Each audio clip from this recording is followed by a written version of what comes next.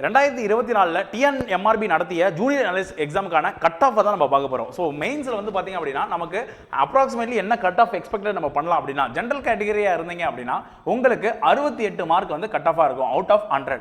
அடுத்து பிசி கேட்டகரியில் இருந்தீங்க அப்படின்னா 65 என்பது கட் ஆஃபாக இருக்க வாய்ப்பு இருக்கு.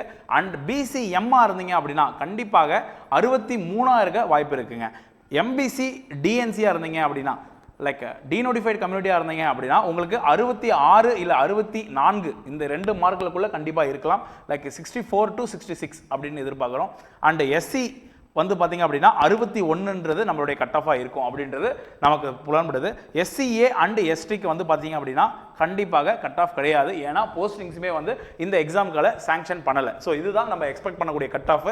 இதுக்கு கீழே இருந்தீங்கனாலுமே 55 இருக்கேன் சார் அப்படின்னாலுமே யூ கேன் வெயிட். லைக் நமக்கு வந்து சர்டிஃபிகேட் வெரிஃபிகேஷனில் போகிறப்ப தான் இன்னுமே நமக்கு தெரிய வரும். Thank you people.